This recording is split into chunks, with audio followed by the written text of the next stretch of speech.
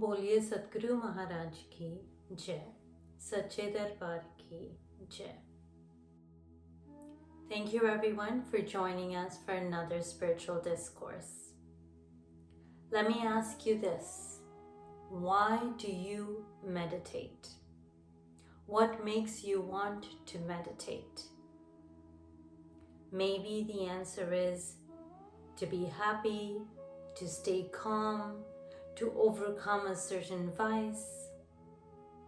But from history, we have seen that this journey, the path of yoga, is practiced to attain liberation. Even all the 8 steps of yoga, the yamas and niyamas, are to help purify the mind. The asanas to help make the body so comfortable to sit for long periods of time. Pranayam is practiced to help our energy deepen, to purify the 5 koshas. Pratyahar helps with the withdrawal of the senses from the outside world to the inside world. Dharana is focusing on our object of meditation. And over practice of dharana, when one becomes one with the object of meditation, it becomes dhyan. And continuous practice of dhyan leads to samadhi, where you become your object of meditation. So all these steps are practiced just to enhance our meditation, so that we can fulfill our purpose of liberation. When we started at the Hamilton Ashram, we noticed that people used to graffiti the wall with profanity, with things that were not very nice. So in order to stop them, we decided to paint the wall. And that reduced them from adding graffiti to the wall, but does not stop them completely. Then we added a cross on the wall, and that stopped them from graffitiing the wall. But we found that over time we had to keep refreshing the paint, otherwise they would start adding profanity to the wall all over again. This wall represents our mind. Before we knew any better, there was so much on this wall. There was so many things that the mind was trying to pursue. But as Guru came into our lives, as he awakened us to our purpose, he reminded us of why we are here, taught us the practice of meditation. That helped us, gave us direction in life. So our meditation needs to be reminded of the intention of why we are doing it in the first place.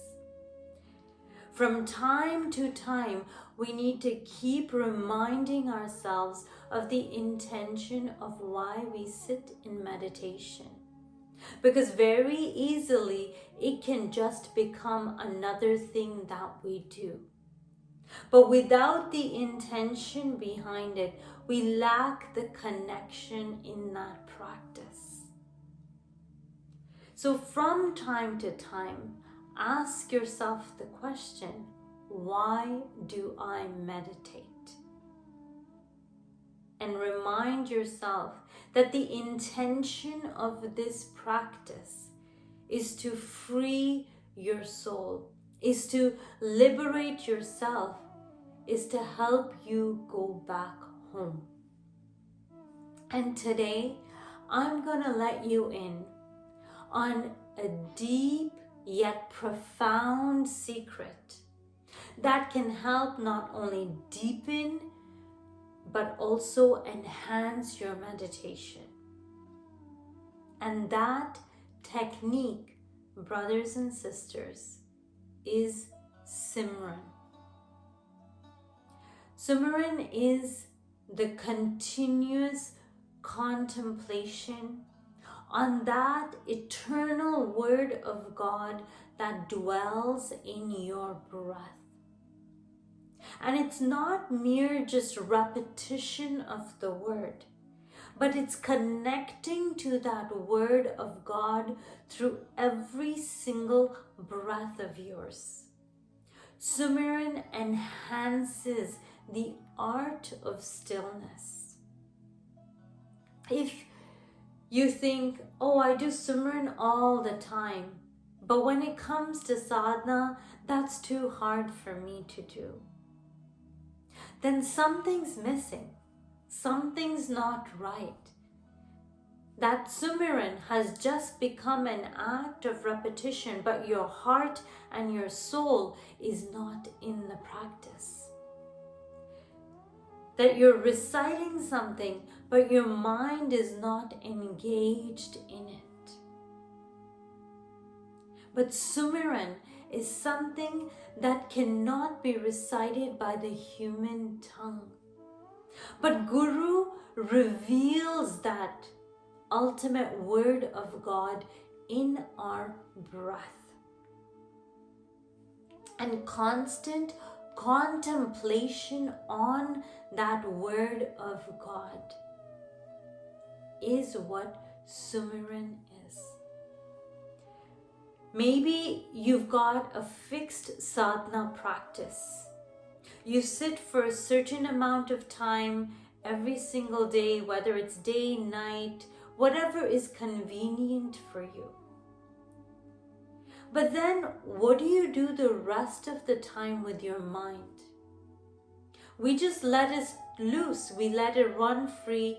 We engage it in all these different activities other than meditation or contemplation on God. The molecules of air are so loose and separate that anything can pass through it or take its space. The molecules of water are a little closer together. That's why they flow in a rhythm. But the molecules in a rock are so much closer together that it makes the rock dense, that nothing can pass through it and nothing can take space in between it. Just like that, when you have a meditation practice, a sadhana practice that you do once or twice a day, but then the rest of the day you just engage yourself in so many different activities, then anything else can start to take space in your mind, that can overcome the thoughts in your mind, that can take over your mind completely.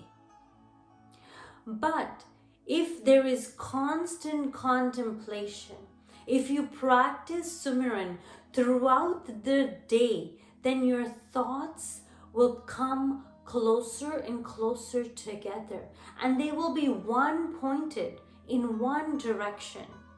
Then it's very hard for something to break the focus of your mind. It's very hard for the mind to just waver. It makes it easier for it to stay one pointed. But the practice of Sumiran has to become so constant that it becomes our second nature. And for those who say, I can't do that, all day I can't contemplate on God, it is a technique that anyone can learn. With practice, anyone can become good at it. Just like initially, when you learned to walk, you fell, but eventually you walked and it became second nature to you. Or you learn to drive, and now you can drive without keeping all your alertness on the road because you've got some sort of knowledge and wisdom.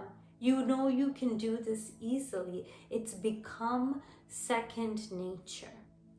Just like that, with constant practice of Sumiran, it will become second nature. So start to add intervals of Sumiran throughout your day. It could be something as simple as at every hour for 5 minutes I do Sumiran. And for that time, sit and do just your Sumiran, just contemplating on the name of that Lord within you. Slowly expand it. Tie it to one or two of your activities. For example, when you're driving, or you're going for a walk, or cooking a meal, do Simran when you are doing that activity. So that your brain is trained that whenever I go for a walk or whenever I am cooking a meal, I automatically start doing my Sumerian. And slowly expand that to more activities till Sumerian becomes second nature to you. Till you get to a point where no matter what you are doing, you are connected to that Lord within you. That Sumerian is happening within you all the time. Normally, when we go through our normal day, we breathe in and out through our left and right nostrils, through the Ida or the Pingala channel. But as we do Sumerian, we push this energy through the Sushumna channel, the central channel. And as we keep pushing it through the in and out breath, as each breath comes to touch our third eye, there's a friction that's caused in that in and out breath. And that generates energy, which we see in the form of light. So constant practice of Sumerian will keep our energy channels open, but also continuously generate this energy within so that we can see the light of the Lord within us, so that it can remove the impurities, remove the darkness that exists within us. So if you don't already, add Sumerian to your meditation practice. Because look at people who are successful. If you listen to their talks, they surround themselves with things that will push them towards their goal. For example, if someone is looking to become a big investor, then he engages in conversations with people who talk about what's the smart way to invest, or watches videos, has talks. Everything they do is pertaining to their goal. Just like that, if your goal is moksha, if your goal is liberation, then try and engage all of your activities towards that goal. If you're watching TV, watch things that inspire you to meditate more, things that give you more knowledge of how to deepen your meditation. If you're hanging out with people, you're having conversations with people, make sure it's those people that inspire you to move further on this path. All the activities you engage in ensure that they tie to your goal. When all the efforts are pushed, all of the actions are pushing you in one direction, then you're bound to travel towards that direction. So as much as you can, be vigilant of where you are expending your breath. Because all it will take is one breath, brothers and sisters, that will take you beyond the three worlds, that will take you to liberation. As long as that breath, as long as you are equipped and you've trained yourself to spend each breath connecting to the Lord. Saint Kabir says, Simran se sukh hoye, Simran se dukh jaye. Kahe Kabir Simran se sai mahe samay. That with Simran, happiness, the feeling of happiness comes in your life. Then you stop being sad. And it is through this practice that you become one with the Lord. Let me share a short story with you. There was a saint that was in the forest, sitting and meditating. And a shepherd passing by sees him and asks him, "What are you doing?" And he says, "Oh, I'm connecting to God. I'm trying to realize my true self." So the shepherd asks, "Can I do this too?" The saint says, "Yes, sure. Why don't you go sit in that little cave over there and empty your mind. Don't think about anything." The shepherd follows his orders, goes into the cave, and comes back the next day and says, "It's too hard. I can't do it." So then the saint says, "Okay, then focus your mind on God. You've probably seen some murti, some form of God, however you recognize, whether it's Krishna, whether it's Brahma, whatever you recognize God as, focus on that form." The shepherd says, "Okay." 1 day, 2 days, he comes back and he says, "I can't. All I can think about is my cattle, is my family. I can't focus on this." So then the saint says, "Is there something that you love dearly with all your heart? Something that if you did not have in your life, you would be devastated?" He says, "Yes, I have a bull. It's got these big horns, it's got this lustrous skin, it's beautiful black color, nice big body." So the saint says, "Okay, go focus on that. And come back tomorrow and tell me how you do." The next day comes, the shepherd, no sign of him. 1 day, 2 days, 3 days, a week passes by. So now the saint thinks, "Let me go check on him." So he goes outside his cave and he yells, "Are you in there? Hello? Hello, are you there?" And after a while, the shepherd responds and says, Yes, I'm here." And the saint asks, "Well, how is your meditation going?" He says, "It's going really, really well." So he says, "Okay, come out of the cave. Come, tell me what your experience is." And the shepherd says, "I can't come out because my horns are too big." He meditated on the bull so much that he thought he was a bull.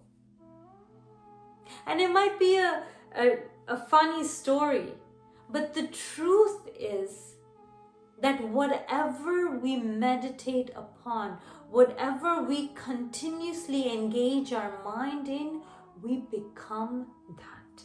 And that's what Saint Kabir says, that through constant Sumiran, through constant practice, you merge with the object you are focused upon. So if you are constantly engaged, connecting with that power, that Shakti of that Lord within, then you become that power. And that's when the soul is liberated, is freed. So I know we've chosen to walk on this path. And if you've decided to walk on the spiritual path, then why not do it well? Why not do it with great discipline and determination? Why not do it with the intention that we are going to fulfill our goal in this lifetime? And if you're finding that nothing's happening in your meditation practice, it's stagnant, then change it up. Change requires change. You can't expect to do the same thing and expect something to miraculously change one day. There are so many tools, techniques, breathing patterns, jap, tratak, so many different things that we can add to our daily practice to enhance our meditation, to deepen our meditation. But Sumiran is one of those practices that will deepen your meditation and bring fruit to your meditation. In the Bhagavad Gita, Lord Krishna says that thousands of people will take Brahm Gyan, and few from them will understand what Brahm Gyan is. Even fewer will walk the path, and then very few will reach the goal. The question is, how far do you want to go? On that note, we'll conclude today's discourse. Thank you everyone for joining us today. Till next time, God bless.